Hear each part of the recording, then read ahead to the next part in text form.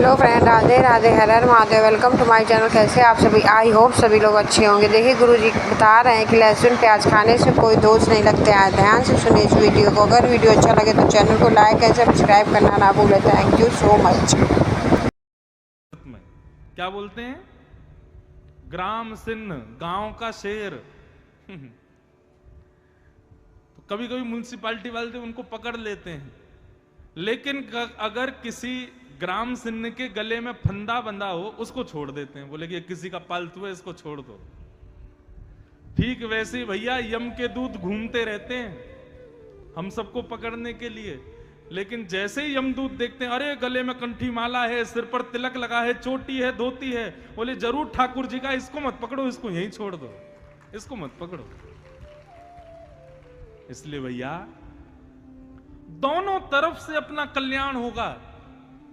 हम हिंदू राष्ट्र के भी हो जाएंगे, तिलक आदि लगाएंगे तो, और आध्यात्मिक स्तर पर भी ठाकुर जी के हो जाएंगे। अपने स्वरूप को सत्संगी बनाओ। जब अंग्रेज नहीं आए थे, मुगल नहीं आए थे, उससे पहले हमारे भारत में सब धोती पहनते थे। उससे पहले सब तिलक लगाते थे। आपने कभी सीरियल में देखा राक्षस, रावण, कंस, ये सब भी तिलक लगाते थे, ये भी बिना तिलक के नहीं रहते थे। तो हम क्यों छोड़ देते हैं? इसलिए भैया तिलक जरूर लगाओ, कंठी जरूर पहनो, अपने आचरण को, स्वभाव को, खान पान को सुधारने का प्रयास करो। मन आपका अपने आप एकाग्र हो जाएगा। मन के चंचल होने का कारण हमारा कुसंग है, हमारा दूषित भोजन है। जैसा खाओ अन्न वैसा होवे मन, जैसा होवे मन वैसे होवे स्वभाव, जैसा होवे स्वभाव वैसी होवे बुद्धि, जैसी होवे बुद्धि वैसी होवे क्रिया, जैसी होवे क्रिया वैसी होवे गति।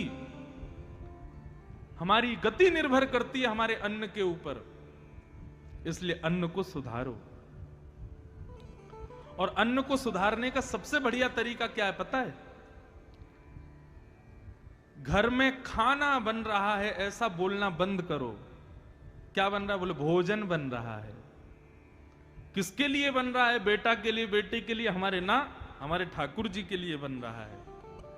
और ठाकुर जी के लिए बन रहा है तो ठाकुर जी के भोजन में फिर प्याज लहसुन नहीं डालना चाहिए। आप विश्वास मानिए, भगवान का भोजन आप इन दो चीजों के परहेज करके लगाओगे और फिर उसको पाओगे, अपने आप देखोगे कि मन आपका शांत होने लग जाएगा, मन आपका स्थिर होने लग जाएगा, मन में एकाग्रता प्रकट होने लग जाएगी। अब कहां तक कहें? देखो, प्याज लहसुन खाने से आपको कोई घनघोर पाप लग जाएगा, नरक में चले जाओगे, ऐसा नहीं है।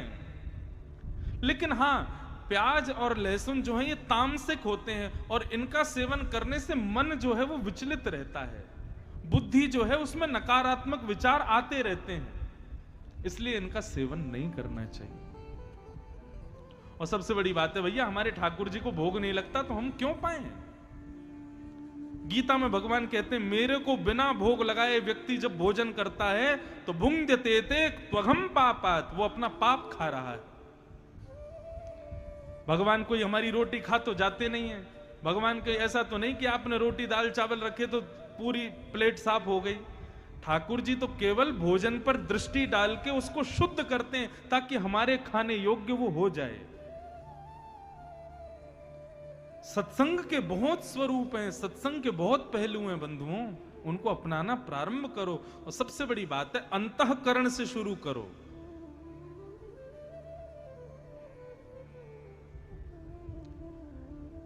मां, इंद्रियों को दोष मत दो, मन को सुधारो।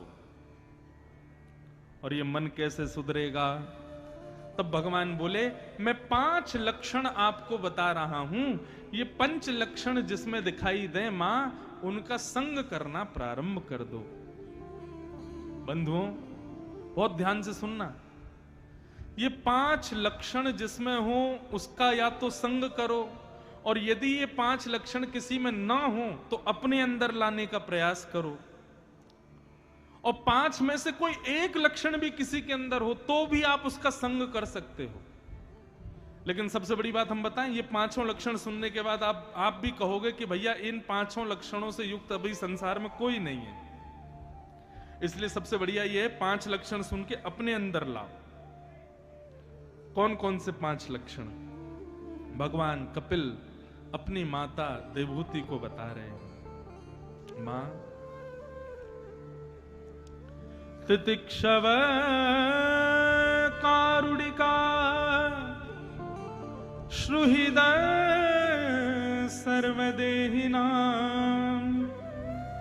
अजात शत्रव शांता साधव साधु भूषणा। 5 लक्षण। सबसे पहला लक्षण क्या है? सहनशीलता। कितने लोग सहनशील हैं यहां पे? हाथ ऊपर करना। मुश्किल से 4-5 लोगों ने हाथ खड़े किए। ये बात तो देखो ताली बजाने वाली है कि आप लोगों ने सत्य बताया। लेकिन एक बात बताएं, किसी की सहनशीलता का यदि पता करना, हाँ भैया हो, भैया खूब सहनशील हो, बैठो। किसी की सहनशीलता, जितनों ने हाथ खड़े किए ना, इनकी देखो सहनशीलता यदि पता करनी हो, अभी नहीं, कभी मौके पर ये आपके सामने पड़ जाए तो इनके कोई दूषित विचार इनको सुना देना। भाई कुछ भी कहो, तुम क्रोधी बहुत हो, तुम लोभी बहुत हो, हमने देख लिया तुम्हारे अंदर लोभ है। कुछ भी कहो भाई, यार तुम्हारे अंदर ना ये क्या कहते हैं, जो है काम की भावना बहुत ज्यादा है। तुरंत देखना, सहनशीलता पता चल जाएगी। तू कौन होता है मुझसे ऐसे बोलने वाला? अच्छा, तुझको हम लोभी दिखाई देते हैं, तुझको हम क्रोधी दिखाई देते हैं। व्यक्ति अपनी वास्तविकता नहीं सुन सकता, वहीं पता चल जाता है कि वो सहनशील नहीं है। व्यक्ति की सहनशीलता यदि देखनी हो तो उसकी वास्तविकता उसके मुंह पे बोलो, तो हाथ जोड़ करके मुस्कुरा करके सुन ले, समझना कि सहनशील है। अब इसका मतलब यह नहीं है कि जबरदस्ती उल्टी सीधी किसी की भी बात किसी के मुंह पे जाके बोल दो, तो गुस्सा तो आ ही जाएगा बेचारे को। लेकिन सहनशील व्यक्ति, उसकी वास्तविकता बताओ या उससे गलत बोलो, उसके हृदय पर उसका कोई प्रभाव नहीं होता। वो अपने समत्व में रहता है, वो अपनी समभाव में रहता है। लेकिन जो बहुत जल्दी अपने वास्तविकता को सुनकर के विचलित हो जाए, समझ जाना मां संग करने योग्य नहीं है ये व्यक्ति। सहनशीलता।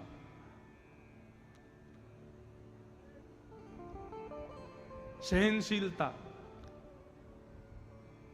सबसे प्रिय संसार में क्या होता है? अपना सम्मान, अपना मान, अपनी प्रतिष्ठा। उस प्रतिष्ठा पर आई एक छोटी सी आंच भी हम सहन नहीं कर पाते, उससे पता चल जाता है हम सहनशील नहीं हैं। इसलिए मां, जिसका संग हम करें उसके अंदर पहला गुण होना चाहिए कि वो सहनशील हो। एक संत गंगा जी में नहा रहे थे और स्नान करते हुए इतने में ही वो बाहर आए तो एक मन चला व्यक्ति आया और उसने पानी पिया और पानी पी के उन पर कुल्ला कर दिया। संत मुस्कुराए और दोबारा गंगा जी में चले गए। स्नान करके पुनः बाहर आए, उसने फिर कुल्ला कर दिया। संत दोबारा चले गए, फिर गंगा में स्नान करके आए, फिर बाहर आए, फिर कुल्ला कर दिया। लेकिन संत के हृदय को जरा भी ठेस नहीं पहुंची। वो चौथी बार फिर गए, स्नान करके बाहर आए तो जो बार बार पानी उन पर फेंक रहा था, उस व्यक्ति को थोड़ा अटपटा लगा। बोले मैं इतने इनके साथ में बुरा कर रहा हूं, इनको गुस्सा ही नहीं आ रहा। अब की बार वो बाहर आए तो उन्होंने चरण पकड़ लिए। बोले महाराज जी, मैंने आपके ऊपर इतना कुल्ला किया, लेकिन आपने बिना क्रोध किए बार बार गंगा में स्नान किया, मैं आपके चरण पकड़ता हूं। महात्मा ने उसको उठाया, उसके चरण में गिर गए। बोले तू मेरे चरण मत पकड़, मैं तेरे चरण पकड़ता हूं। बोले आप क्यों प्रणाम कर रहे हो? मैं तो आपका अपमान कर रहा था, फिर क्यों प्रणाम कर रहे हो? संत ने कहा, बोले हर बार तो मैं एक ही डुबकी लगाता था, आज तेरी वजह से 4-4 डुबकी लगाई मैंने। हर बार तो मैं गंगा जी में एक ही बार प्रवेश करता था, आज तेरी वजह से गंगा मैया ने अपनी गोद में 4 बार मुझे खिलाया है। इसलिए भैया धन्य है, तू आ गया, तेरी वजह से गंगा जी का बार बार आस्वादन हुआ। इसे कहते हैं सहनशीलता। सुनने में बड़ी अच्छी लग रही है, लेकिन करने में उतनी ही कठिन है। बंधु, सहनशील बनो। और हम दावे से कह सकते हैं भैया, घाट घाट के पानी पिए हमने, दुनिया भर में कथा करते हैं, व्यक्ति के अंदर सहनशीलता का 100 भी नहीं होता। बिल्कुल सहनशील नहीं है आज का प्राणी। और हम औरों की क्या कहें, हमारे अंदर भी कहीं ना कहीं ये दुर्गुण होगा कि हम भी सहनशील नहीं है, लेकिन प्रयास करते हैं फिर भी बने। अब आपको क्या लगता है, हजारों लोग कथा सुनते हैं, सब प्रेमी करते हैं? कई लोगों के खत आते हैं, उसमें खूब बढ़िया बढ़िया प्रेमी बातें भी होती हैं। महाराज जी, आप कथा ऐसी करते हो, आप तो यूं बोलते हो, आप तो ऐसे कर देते हो, आप तो बार बार अपने बालों पे हाथ फेरते हो। लोग बाग बुराई भी करते हैं तो सहन करना पड़ता है। जरूरी थोड़ी है हजारों लोग सब प्रेम करने वाले ही आते हैं कथा में, 2-4 लोग ऐसे भी आते हैं। लेकिन गोस्वामी तुलसीदास जी कहते हैं, निंदक नियरे राखिए, निंदकों को सदा पास रखो। जो आपकी निंदा करे, आपकी बुराई करे, आपके अवगुणों को तुरंत आपके मुंह पे बता दे, उसको संग रखा करो। क्यों? ऐसा व्यक्ति सदैव आपको प्रगतिशील बनाएगा।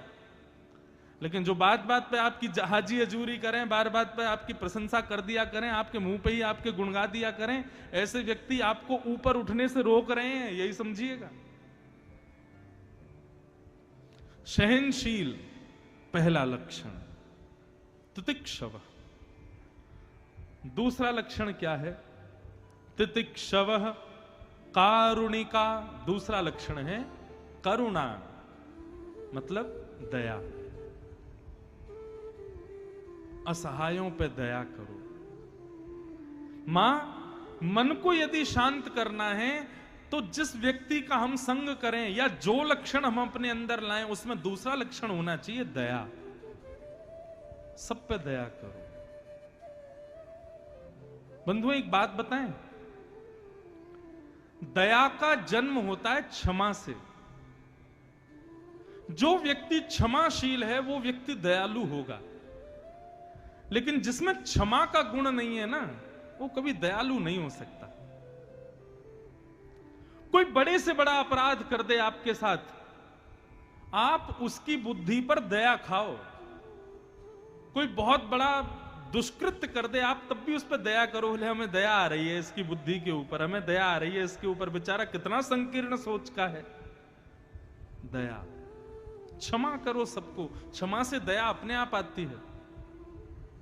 आपको एक बात बताएं, कई लोग मेरे से प्रश्न करते हैं, महाराज जी आप कहते हैं क्षमा किया करो सबको, लेकिन कोई इतना बड़ा अपराध कर दे कि जिस पर क्षमा नहीं कर सकते, तब हमको क्या करना चाहिए? देखो,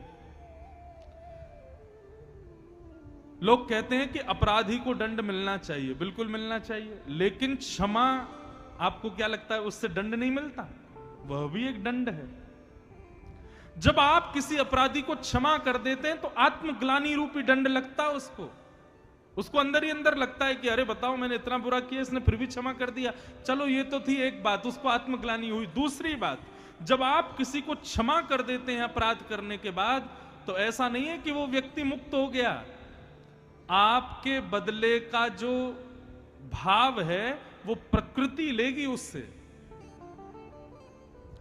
लोग कहते हैं ना, अब भैया हम तो कुछ कहेंगे नहीं, ऊपर वाला सब देख रहा है, अपने आप होगा। यह बात सत्य है। जब आप किसी को क्षमा कर देते हैं तो प्रकृति आपका बदला लेती है उससे, कभी ना कभी तो उसको भोगना पड़ेगा। 4-5 विद्यार्थियों को नाव में बैठा करके गुरुजी नदी पार कर रहे थे, तो एक विद्यार्थी जो था उनमें से उसका मुंडन हुआ था।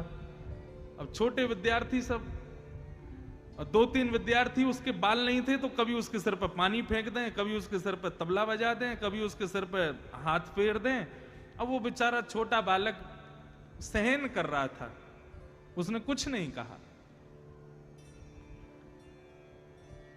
जैसे ही किनारे पर नाव पहुंची, गुरुजी सब देख रहे थे कि इसने अभी तक किसी से कुछ कहा नहीं है। जैसे ही किनारे पर नाव पहुंची तो उपद्रवी बालक जो थे वो तुरंत बिना नाव को टिके ही कूद गए नाव में से। आ गया कोना, कूद जाओ। किनारा समझ करके जैसे ही कूदे तो वहां तो दलदल था, इतने इतने दलदल में घुस गए। गुरुजी बचाओ, गुरुजी बचाओ, गुरुजी बचाओ। गुरुजी बोले तुमको पता है ये क्या हुआ? बोले क्या हुआ गुरुजी? बोले तुम उसको परेशान कर रहे थे, उसके बाल नहीं है, उसके सिर पर कभी हाथ मार रहे थे, कभी पानी फेंक रहे थे, वो बेचारा सहन कर रहा था, तुम लोगों को क्षमा कर रहा था, उसने क्षमा किया, लेकिन उसका बदला प्रकृति ने तुमसे लिया।